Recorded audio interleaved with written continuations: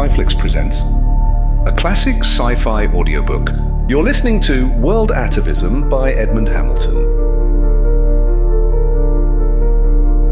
Welcome to this audiobook of World Atavism. Originally published in 1939 in Thrilling Wonder Stories, this novella comes from Edmund Hamilton, a prolific author known for shaping the space opera genre and his contributions to early science fiction magazines. In World Atavism, Hamilton takes us to a dystopian future where humanity faces a terrifying regression, losing their intelligence and culture and reverting to primitive, animalistic states. As civilization crumbles, Dr. Richard Mason races against time to understand the cause of this devolution, seeking a cure before humanity's downfall becomes irreversible. We hope you enjoy this gripping tale of survival, science, and the fragile balance between progress and primal instincts in world atavism. I write these words in a room perched high in one of New York's highest towers. Beneath me, in the fading sunlight of late afternoon, there stretches the vast mass of the mighty city's structures. New York it is, but such a New York as never man looked upon before. And it is with its familiar but infinitely strange panorama before my eyes that I start now this record of the great change. My name is Alan Harker.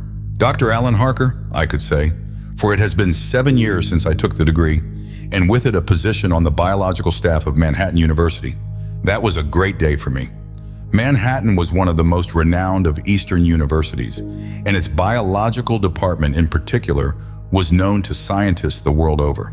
This was due not only to the department's unrivaled equipment, but also in greater part to two of the scientists who worked in it, Dr. Howard Grant, head of the department, and Dr. Raymond Fersen, his associate. Very proud I was to have won so soon the opportunity of working with those two world-famed biologists, and even prouder I was when in the next years, my work came gradually to link my name with theirs.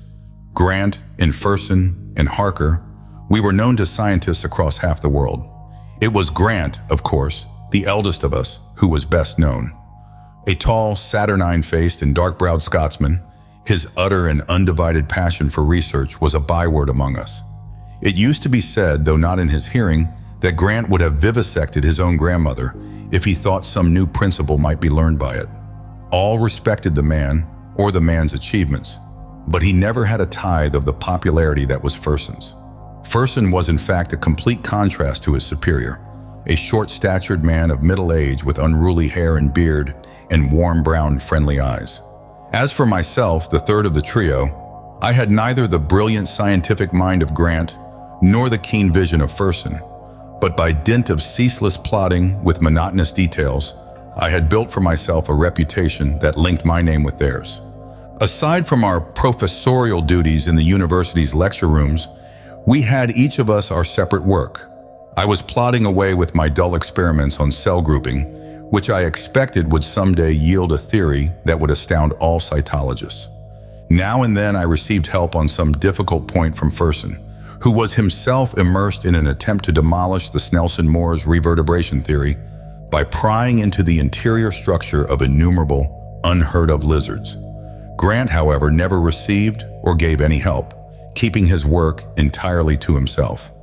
We had gathered from his rare references to it that he had been working for months on one of the broader problems of evolutionary science, but that was all we knew, and we were as amazed as any when Grant published the statement that touched off the sensational evolution controversy.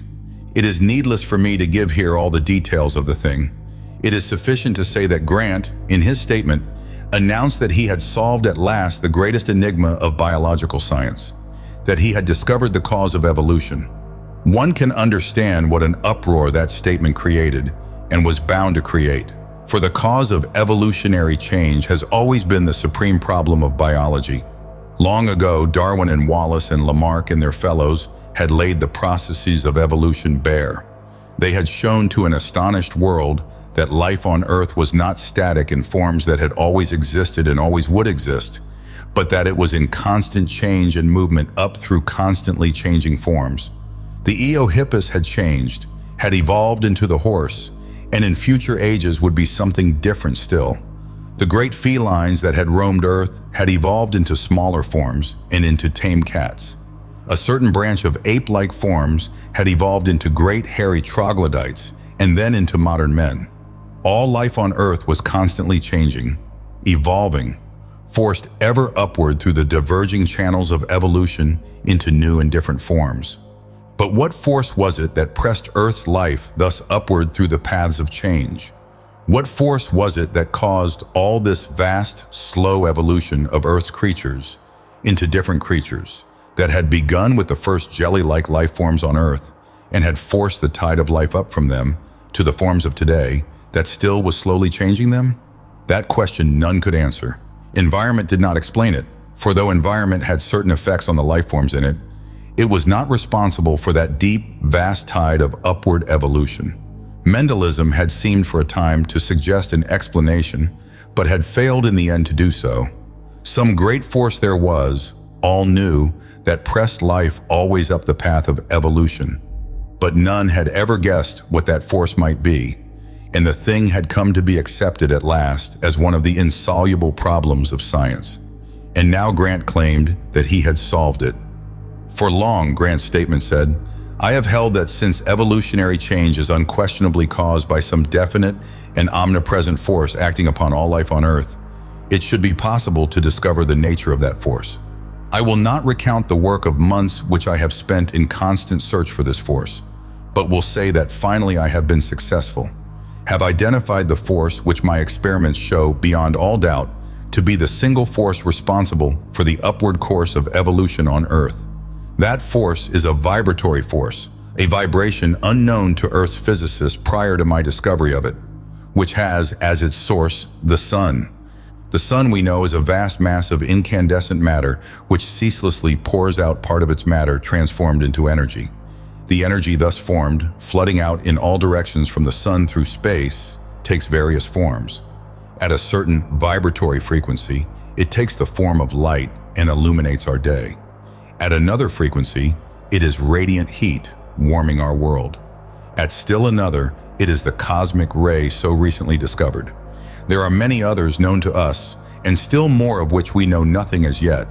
A vast welter of vibratory forces flooding endlessly outward from the sun, and it is one of those vibrations, one which we well may call the evolution vibration, which is responsible for the evolutionary change of all life on Earth. In this, there is nothing astounding. The sun's various vibratory forces affect all living things on Earth profoundly, each in a different manner. Without the light vibrations, Earth's life would fade and die, the absence of the ultraviolet waves being fatal in time. Without its heat radiations, all life would freeze. And without this evolution vibration playing ceaselessly upon Earth, all life upon Earth would no longer be pressed upward through the paths of evolution, would slip back swiftly down those paths, down the myriad roads up which it has surged for so long. For not only is it this evolution vibration that forces Earth's life upward on the way of change, it is this vibration that keeps Earth's life from slipping backward. Thus, for Grant's statement, to Fersen and me, it was as astonishing as to the rest of the scientific world, for not until then did we learn what work it was that had occupied Grant for so long. Yet even we too, I think, were surprised at the sensation that that statement caused. Always the work of Dr. Grant had been accepted almost without question. So great was his reputation and so brilliant his achievements. But with the publication of this amazing new theory of his, the general dislike of the man that had always lain latent burst forth into a storm of criticism. It was admitted that the new vibratory force which Grant had discovered did apparently exist, since other scientists working on his data had corroborated his work on it. But it was denied by Grant's numerous critics that this force was what he claimed it to be, the cause of evolutionary change. It was impossible, they stated, that such a so-called evolution vibration could in reality be responsible for the course of evolution on Earth. And it was even more absurd to suggest, as Grant had done, that were that force withdrawn, were the evolution vibration to cease to play on Earth from the sun, the living beings of Earth would slip swiftly backward on the road of change. The controversy over the thing grew, in fact, to a point of bitterness unprecedented in scientific discussion. a bitterness intensified by the comments of the saturnine and black-tempered Grant.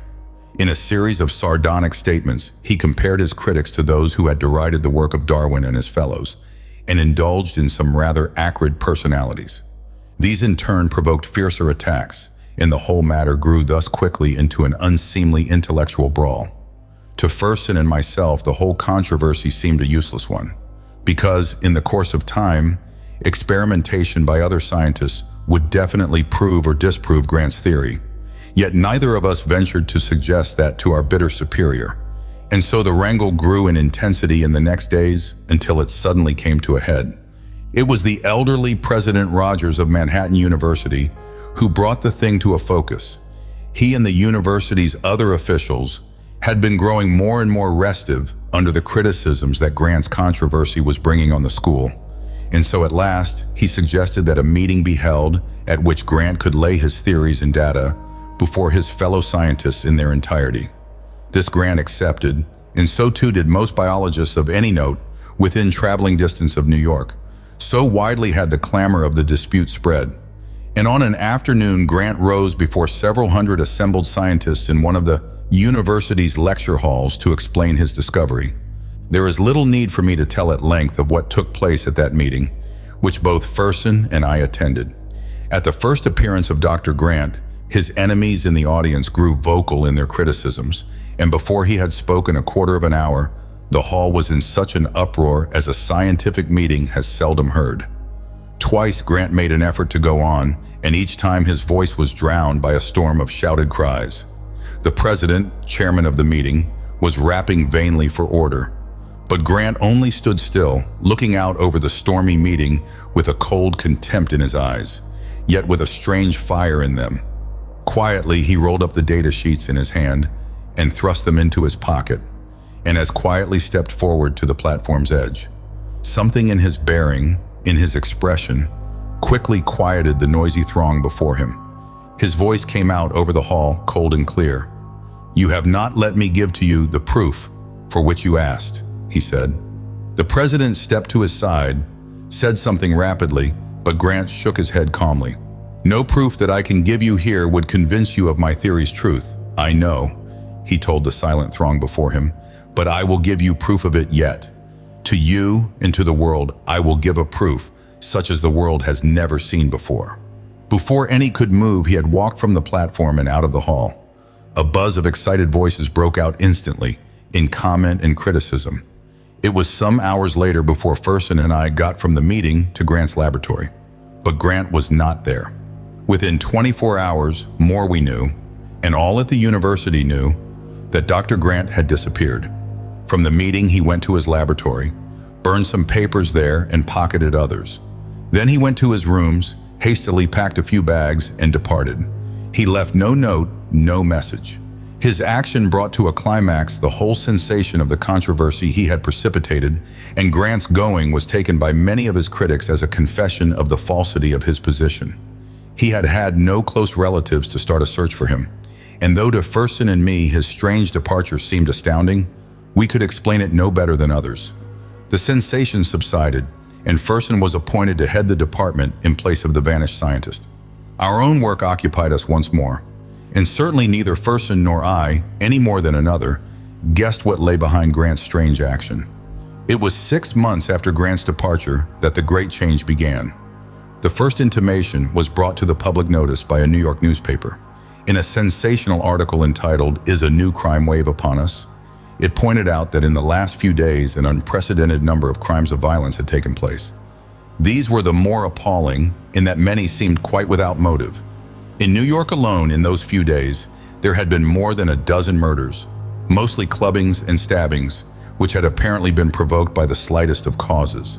In Chicago, a respected clerk of middle age had for some annoyance turned suddenly and fractured the skulls of 3 of his associates with a heavy bar.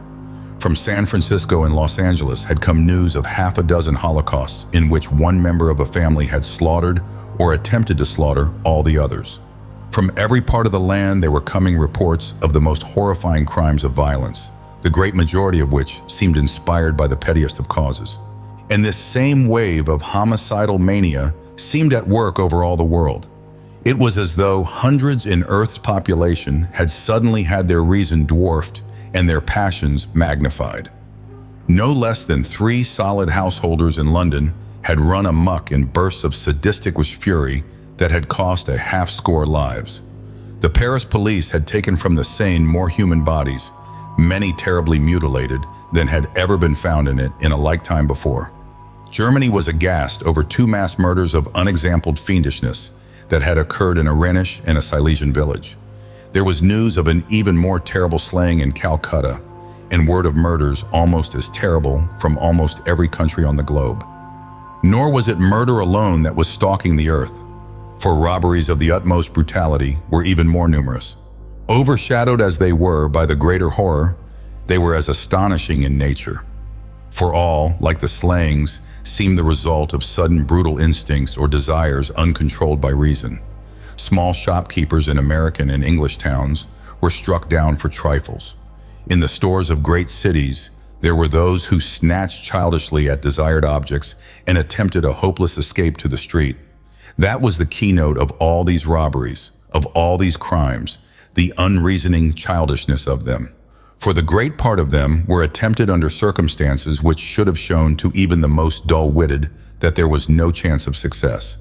It was a wave of strange and terrible crime, indeed, that was sweeping over all the earth. The newspapers concerned themselves with it to the exclusion of all else soon. They sought for explanations. What had caused this sudden release of the most brutal passions of numberless people? Many were the answers. An eminent scientist declared that the nerve-wracking strain of modern civilization had reached such a pitch that the human mind could no longer stand it, was giving way beneath it. Many wrote serious letters to the press, denouncing the motion pictures as schools of crime. Others defended them, and while the cause was thus argued, the great wave of crime and utter lawlessness that had rolled across Earth seemed increasing in volume. The number of deaths by violence that were each day recorded had grown now to an appalling figure. Murderous attacks were common in every one of Earth's great cities. Men hurled themselves at each other's throats, apparently for a word, a gesture. Nor was this all. A strange, erratic insanity seemed seizing more and more of Earth's millions. Numberless were those reported to the authorities as missing, those who had wandered causelessly away from home and family. The world's roads held an unprecedented number of vagrant wanderers. But in a few days more, even this astounding wave of appalling crime was dwarfed in importance by more astounding and more terrible happenings. Accidents, a great number of them fatal to many, were occurring in every part of Earth in an amount that was all but incredible. More than 100 people had gone to death in the crash of 2 thundering passenger trains in Colorado, a crash that had been due to the failure of an engineer to heed the plainest of signals. 2 train wrecks in northern England had taken a toll of life almost as great, and there were reports of many other crashes from various parts of Earth. In every one, the accident had been due to the inexplicable failure of the human element, the failure of dispatcher or switchman or engineer to perform the duty that habit should have made automatic. In one case, that of the Austrian disaster, the crash had been directly caused by the sudden craziness of a switchman who, for some slight grievance, had sent a long passenger train crashing through an open switch and down an embankment. There was news as terrible from the seas.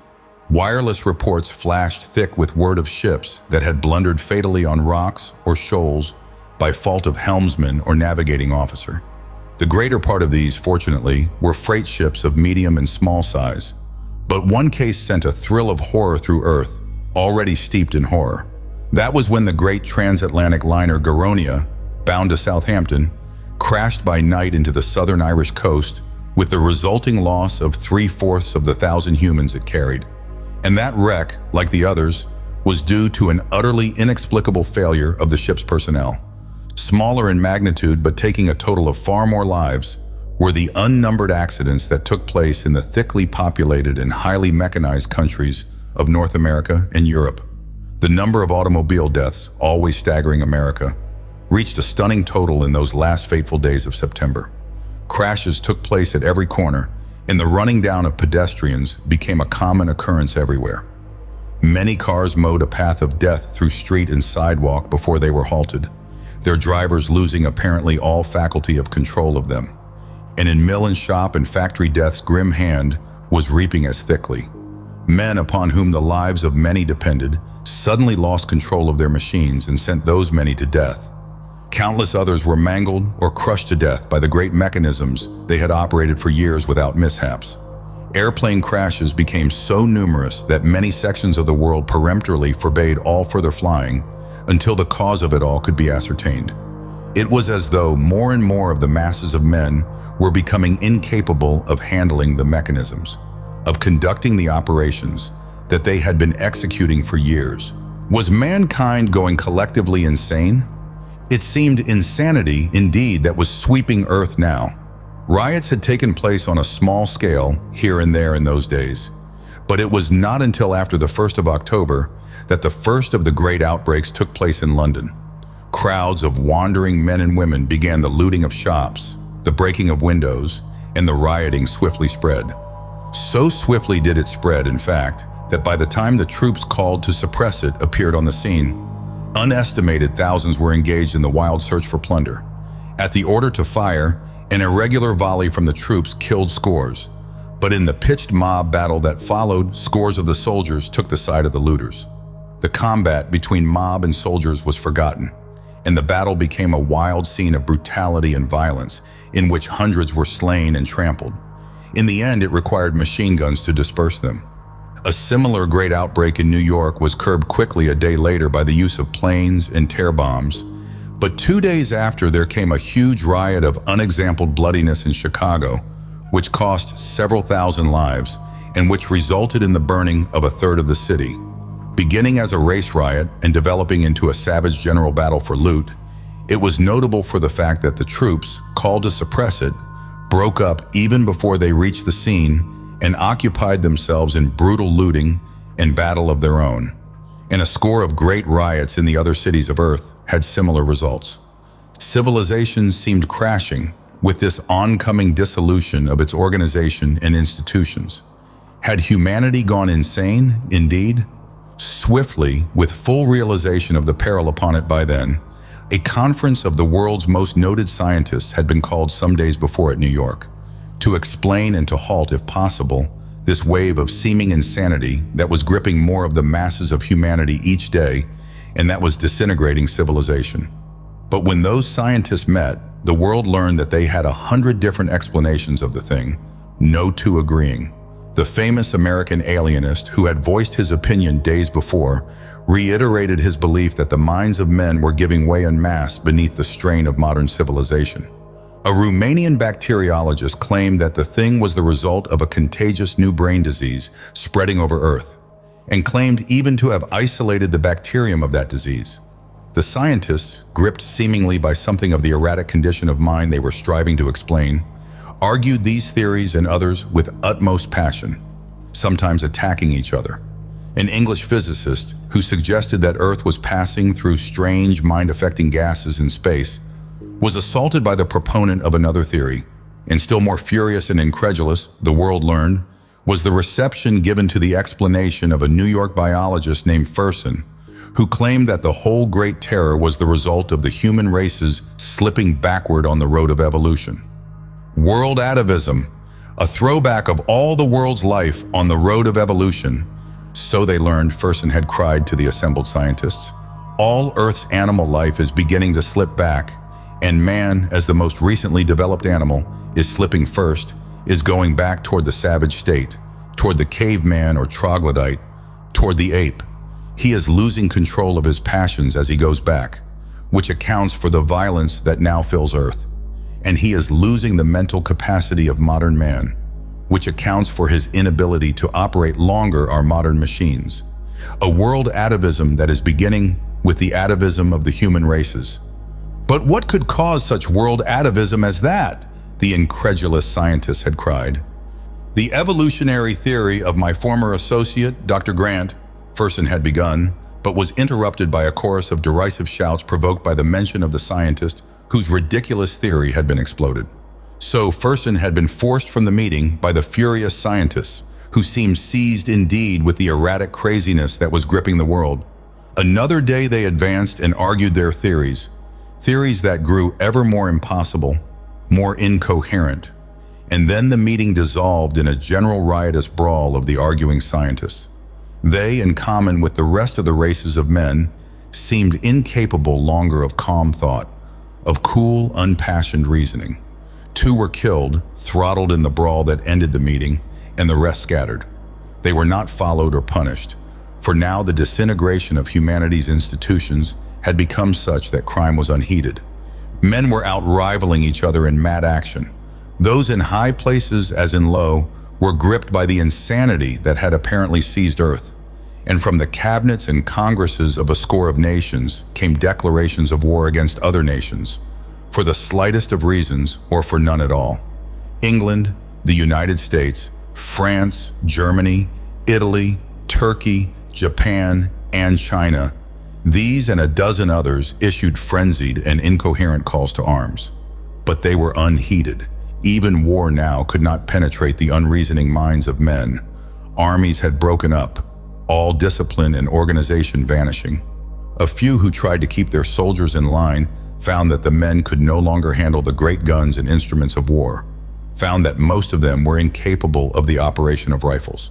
Civilization was crashing with a prolonged roar of falling laws and institutions and customs echoing across the world. The ordinary methods of transportation and production having completely broken down days before, the stream of food into the great cities had abruptly ceased. The brutal throngs that filled those cities subsisted by looting the existing food supplies for a time, but soon these were exhausted, and then terrible battles took place between the rioters for food which they had found. Battles they were of hordes of ragged brutes, of savages who fought with knives or with their bare hands in the streets. Only occasionally was a shot heard, for almost none there was now with sufficient dull glimmer of intelligence to manipulate a gun. In the shadow of the tall towers of New York, and in the brick and stone acres of London and the boulevards of Paris, thousands and hundreds of thousands of these savages swarmed, the ways choked with corpses of the slain. At night they crouched fearfully in hallways and offices and corridors, the vast cities lying dark and silent beneath the stars. Shapes of prowling animals were being seen in some of them by night. No wheel turned in all the world now, for none seemed left with intelligence enough to operate the simplest machine. And these swarms that had been human were changing in appearance too. The men were unshaven and hairier, it seemed. Much clothing had been discarded, crude belts that held knives or the like weapons being retained. They crouched now as they walked, their step a watchful, animal-like one. From under shaggy brows they stared at each other. Small, crude family groups held together, the man battling other men for the possession of food. Some managed to kill animals and wore the skins. They were troglodytes, millions of them, men such as the world had seen thousands of years before, as humanity had been then. They were troglodytes, wandering through the cities and towns that they themselves had built, staring in wondering fear about them at things the purpose of which they could not understand. But most had no wonder, only a brutal lack of interest in all save food and mating and sleep. There were no fires, for all had lost the use of fire and feared it now. Driven by hunger, great masses of them were pouring out of the cities into the countryside to hunt roots and herbs and to kill small animals for food. They made rude shelters for a time, then abandoned them for caves and crannies in the rocks. They ceased to use knives or spears. They could but throw great stones at each other, or wield chance clubs, or fight with bare hands. Many had remained in the cities, and among them was more fighting. With each day, they were changing farther, it seemed, going farther back along the long road of change that man had ascended so slowly through the ages, and that he was slipping back upon so swiftly. The streets of New York and Glasgow and Constantinople and Yokohama saw them, these animal-like, ape-like hordes that wandered there. Ape-like, they were becoming, indeed, swiftly hairier of body, more crouching of gait, stooping occasionally and moving to run on hands and feet. Clothing they had discarded. The fragmentary, mumbled speech that they had kept until days before had given way to a meaningless medley of barking shouts and cries, whose tone conveyed their crude attempt at communication. They roamed the great cities in little groups or tribes, of each of which one was the strongest, the tyrant, the acknowledged lord. And now they were changing still. We're running more on hands and feet, walking upright less. Back from man to troglodyte, and from troglodyte to ape had the human races gone. And now we're slipping back, still into the animal races from which the apes had come. World atavism, and it was wiping the last human-like forms from the face of Earth. Of this great change that in days swept man back into the brutal forms of dead ages, I, Alan Harker, was a witness from the first. For it was at New York that the early manifestations of the change had been first noticed, in that increasing wave of terrible crime that was in days to rage over the whole Earth. Neither Ferson nor I, of course, had any suspicion of the thing's real magnitude in those first days. We followed, with the same astonishment that held most in the world, the astounding growth of crime and violence. But it was remote from our own interests, and we were both very much absorbed in our differing work of experimentation. We spent more time on that work indeed in those days than before, for both Ferson and I seemed to have lost a little of our usual skill and knowledge.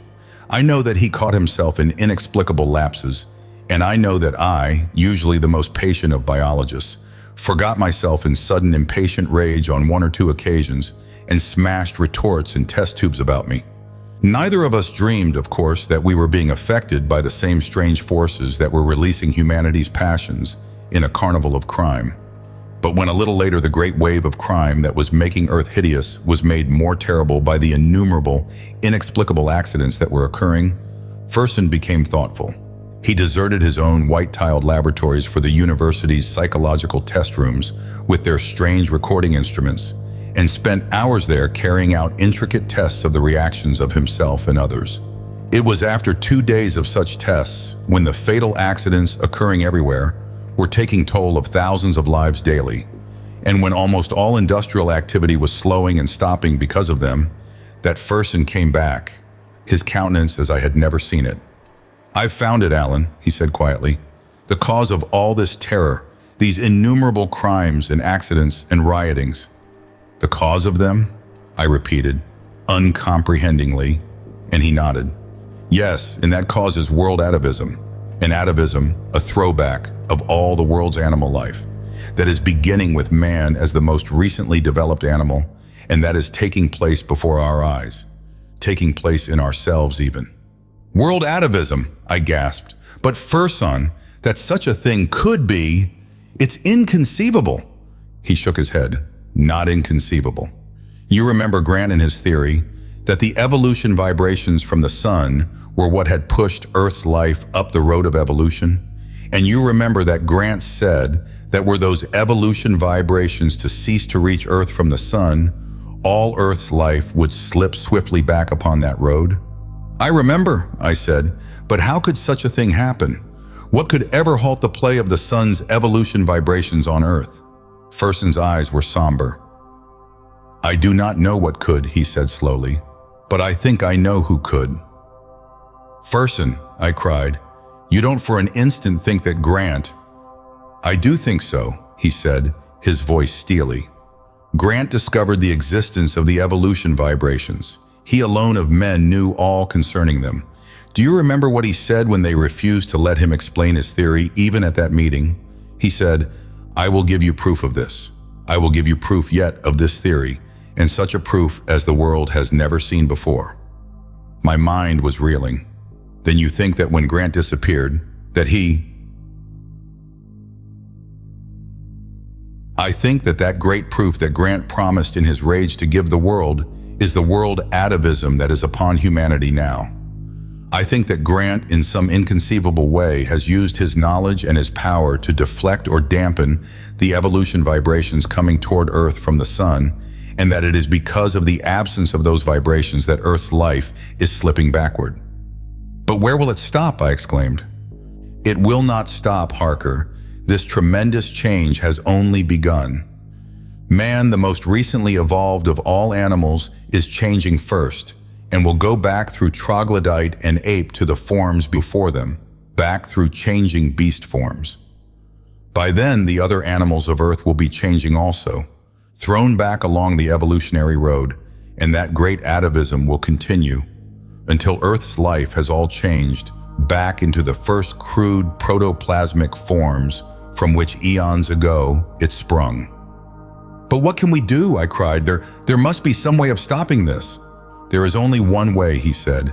"Grant is causing this great world atavism, is shutting off the sun's evolution vibrations from Earth by projecting toward the sun, no doubt, a great dampening or neutralizing vibration that stifles them, annihilates them at their source.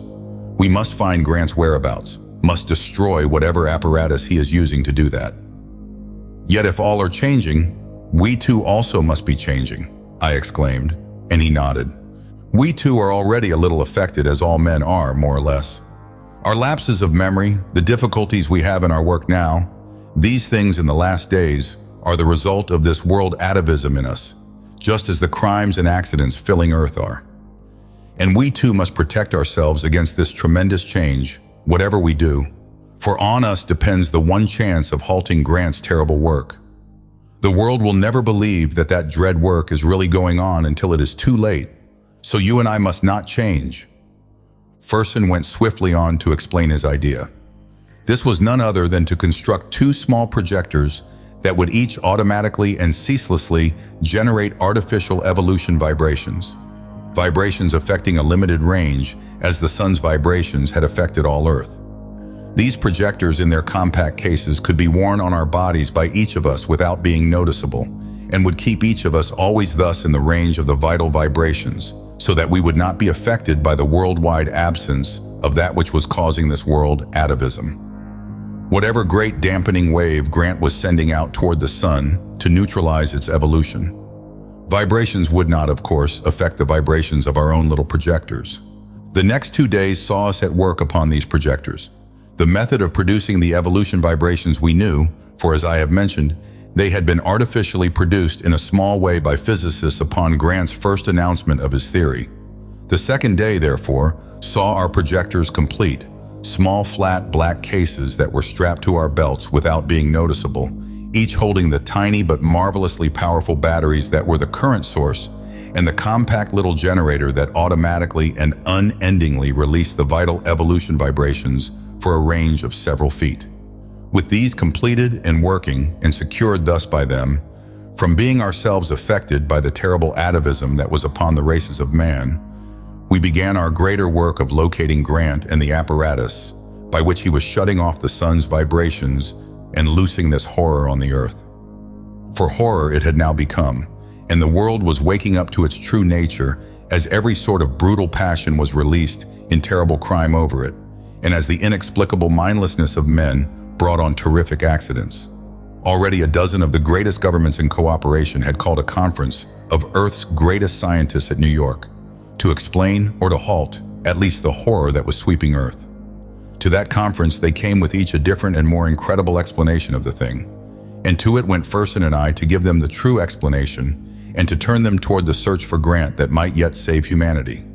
But that explanation was never given, for Fersen's first mention of world atavism was greeted with incredulous cries, and when he went on to mention Grant, such a derisive storm arose that he was forced bodily from the meeting, leaving the scientists disputing fiercely over the most impossible of theories, supporting and opposing those theories by blows. For they, like the rest of humanity, seemed incapable now of clear and sustained thought upon any subject. Even Fersen and I, working day and night in the isolated Upper Manhattan laboratories of the university, were able to see clearly what was happening about us. We were living, eating, sleeping at the laboratories by this time, for all means of transportation and all industrial activities were ceasing. Great masses of men roamed the streets of the city, some forming into gangs that made life terrible for the others, the rest engaged in indiscriminate looting. The Great London Riot and the abortive outbreak in Lower New York had now taken place, and it was evident to all that the last shadow of law and order in the city was vanishing, for more and more the troops and police who maintained it were engaging in the rioting themselves. News came still a little, in incoherently written and erratically printed sheets for a few days, and it was thus we learned of the huge Chicago riot and subsequent fire. It marked the beginning of the end. Within a few days, more utter lawlessness reigned over New York. Corpses lay in its streets and looters were everywhere. The university buildings, deserted now by all but ourselves, were not attacked except on a few occasions by the looting swarms, there being no food or other desirable things in them, and Fersen and I had rifles and pistols in our laboratory to repel the ragged and brutal gangs that might attack us. In those terrible days, we were occupied heart and soul in the work of locating Grant and whatever mechanism it was by which he was casting this doom on humanity. It was Fersen's idea that the great damping wave, which Grant must be sending toward the sun to halt the play of its endless evolution vibrations, would affect certain recording instruments, if the correct frequency for their circuits could be found. Once that was found, by observing the amount by which the instruments were affected at different locations by the waves of the great damping vibration, we could calculate and chart that great wave source with some degree of accuracy. It seemed to me a very slender chance, yet I knew as well as did Fersen that it was the one possible way. Grant, we knew, would have protected himself, as we had, by a small artificial projector of the vibrations. So in those fearful days, we worked with the recording instruments, watching them at each new trial for some indication of the force whose source we sought. The whole great mass of New York's giant structures that stretched southward and downward from our laboratory lay now in complete darkness each night, the last wonted activities of civilization having ceased in it as elsewhere. Ragged hordes of savages roamed it, savages so hairy and crouching and brutal of face, seeming each day more prognathous of jaw and slanting of brow and animal-like of eye, that we knew them to be troglodytes, cavemen, men such as humanity had been ages before and such as it was over all Earth now. We saw them occasionally prowling through the university grounds in search of food, shambling toward us with lowering brows to attack us when they glimpsed us, but fleeing in fear when we fired over their heads. For none of them could manipulate so complicated a thing as a firearm. All Earth's hundreds of millions were prowling their way in just such brutal bands, thrown back to the state that had been man's before history's dawn. And ever more brutal and hairy and animal-like they were becoming as they slipped back farther still, back from troglodyte to ape. Mankind was gone, transformed into these still-changing brutes, all except Fersen and me. I cannot tell now in full of those terrible last days of change, those days in which in our chance glimpses we saw men making that other terrible step backward, from troglodyte to ape. For Fersen and I were working with the speed of utter despair. Even were Grant's terrible work to be halted, the sun's evolution vibrations again released on Earth, it would take them untold ages to raise the brute-like beings about us to the status of men once more. Humanity was passing, had passed, into the brute around us. Yet for their sake, for the sake of the humanity that might rise again in the dim future, we kept to our efforts, sought still to halt this awful change that would otherwise not stop until protoplasmic slime alone was left living on Earth. We had found the correct frequency for the circuits of our recording instruments, and in feverish haste set up those instruments at intervals of a mile, working through the night. The weirdest of work it was, the vast city's streets and structures silent in the night around us, the countless hordes of brute-like beings that once had built them now cowering in the buildings in ape-like fear of the night's mysteries. We took our readings, hastened back to our laboratory, and dawn found us marking those readings on the great chart map of the section we had ready. Somewhere in that section, somewhere near New York, we knew, Grant lurked with his terrible mechanism, our first readings having shown us that. And now, as with trembling hands Fersen and I drew the graphs on the big chart, we stared for a moment after in complete silence. Those lines converged at a point in a midtown block of the great city south of us, a block occupied by a single gigantic building whose aspiring tower was in sight of our laboratory's windows. For moments, Fersen and I stared from chart to tower in silence, and then without words we had turned, seen to the filled magazines of the pistols at our belts, and were passing out of the laboratory into the bright sunlight. As silent as ever, we started southward. Never were my existence extended 1,000 years. Could there be blotted from my memory that journey southward through the silent towers of New York that Fersen and I made then? For the great city that lay silent about us beneath the brilliant noon sunshine was a city of horror unutterable. Dead lay thick in its streets, and great dogs, already strange and fierce and wolf-like, ran in packs among them. The rusting wrecks of smashed automobiles were piled at every corner. No window of all we passed remained intact. Sidewalks and streets were sprinkled with shivered glass. Westward across the river, a great fire was burning in the cities there, pouring a black volume of flame-laced smoke up to the skies. But more terrible than all of these things were the hordes, the swarms of creatures that moved through the streets and ways about us. The countless creatures that once had been the city's people. Great ape-like creatures they were, not apes such as men had known, but ape-like races such as men had sprung from eons before. In groups and packs of scores they roamed the city's ways, covered with thick hair, stooped and crouching of gait, the garments that they had worn as men torn and discarded. There was in them no semblance to humanity. They walked stiffly toward each other, stooping to rest hairy forearms on the ground each few steps. They growled and barked in rage, or chattered volubly and meaninglessly. The majority were prowling and wrecked stores for fragments of food. Others moved along the streets in a search for small animals, for insects even. Growling in rage, their groups came toward Fersen and me as we moved onward, but each time a pistol shot sent them fleeing from us. We moved on, never speaking. Fersen's face icy calm, my own brain reeling. We came at last to the base of the giant building that we knew must hold whatever mechanism Grant was using to withhold the evolution vibrations from the Earth. Fersen turned to speak to me for the first time. "Somewhere in here," he whispered. "We must search, Harker, to find Grant's apparatus." "And if he is with it?" I asked, but his only answer was to tighten his grip on the pistol in his hand. We passed into the great building's marble entrance hall, a place of dim shadows through which we stumbled over prostrate dead. We went quickly through the looted, wrecked rooms that had been the luxurious shops of its first level. Then the stairs, and we were going upward, level after level, searching through the immense building's numberless offices and rooms. In one or two were dead, and some had been wrecked, but in no part of the building, it seemed, were any of the ape-like throngs. That seemed encouraging somehow, and with beating hearts we pressed on upward, level after level. We were high in the immense building. Its floors here were smaller of extent because of its pyramidal form, yet there was no sound from the shadows about us, no sign of what we sought.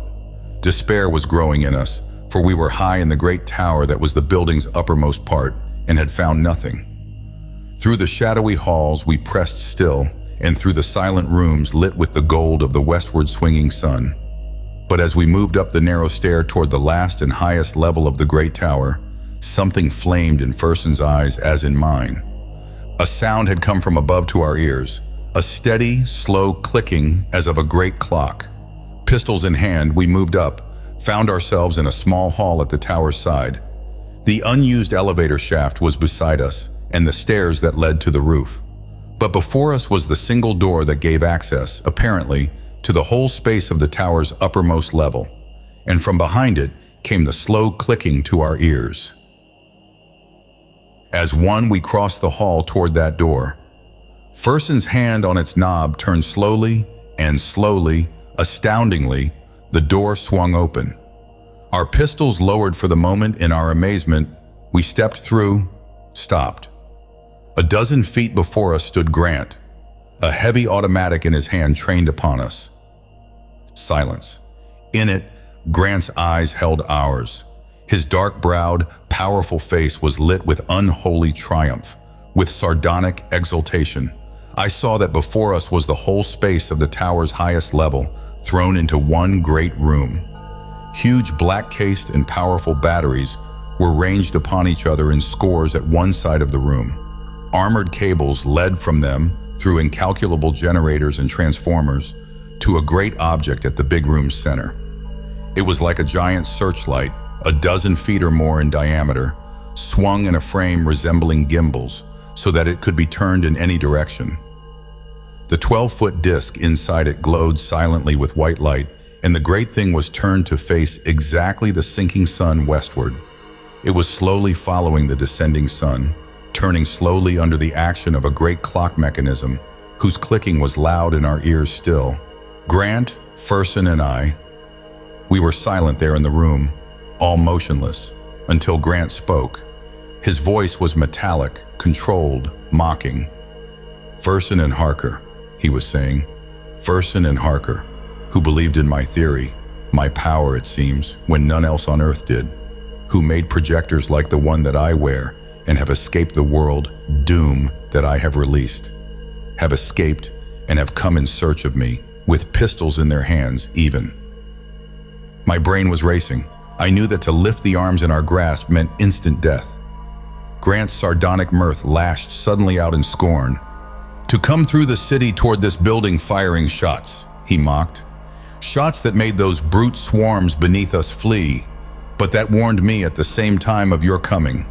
To steal clumsily in upon me that way, thinking to surprise me and halt the work that's not yet finished.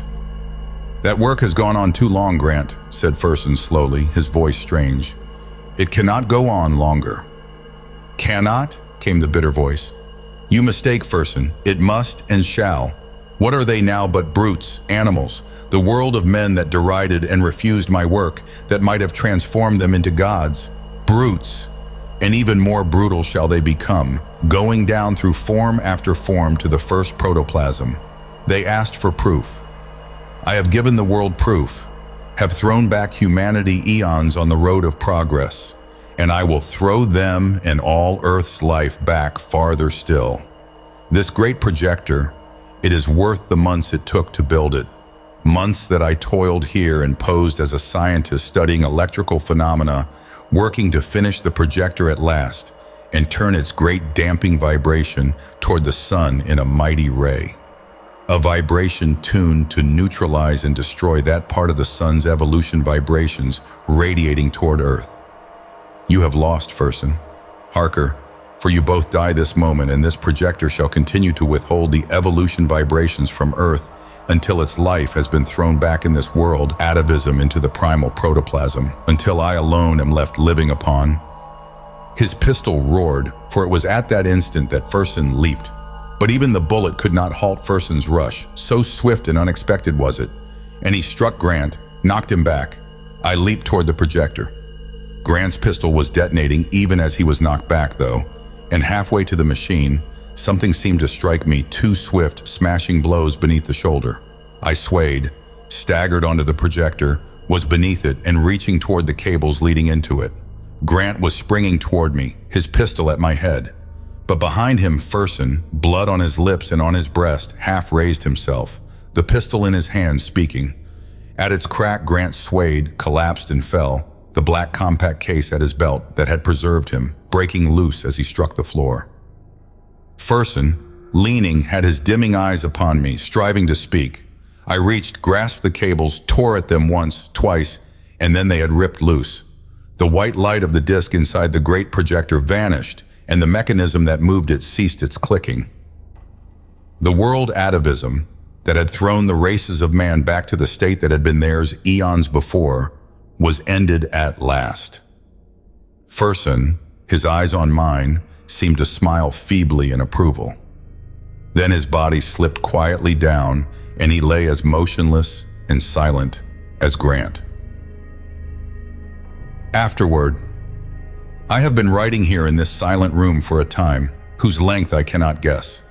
Westward, though, the sun is touching the horizon, its level rays searching through this room, over the great projector and over Fersen and Grant, lying silent before me. My life is ebbing swiftly from me with each passing minute, yet with the age-old instinct of man strong in me, I have striven thus to leave a record of the great change that men of the future in some far day may read. Men of the future. For there will be such, there must be such.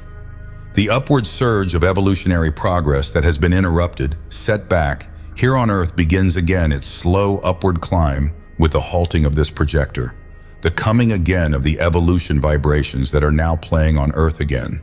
Beneath me, in the silent city, there swarm the ape-like hordes that were once humanity, but through the coming ages, they will climb up again through troglodyte and savage barbarian to man.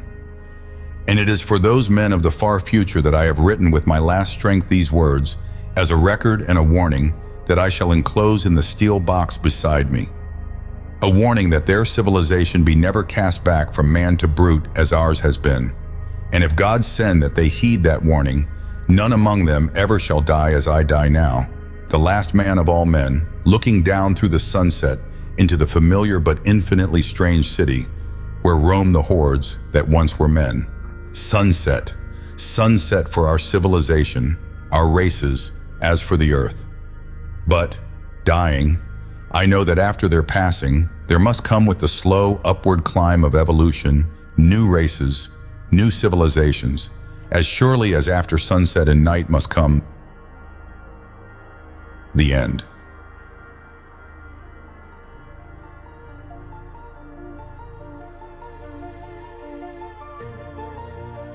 Thank you for listening to World Atavism by Edmund Hamilton. We hope you enjoyed this journey into classic science fiction.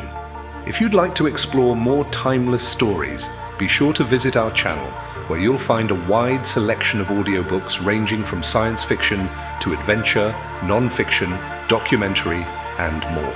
If you enjoyed this audiobook, don't forget to like the video, subscribe to the channel, and leave a comment letting us know which stories you'd like to hear next. Your engagement helps us continue to bring classic literature to life for listeners like you. Visit our channel page to discover more great audiobooks that may pique your interest. Thank you again for listening, and we look forward to having you with us on our next adventure.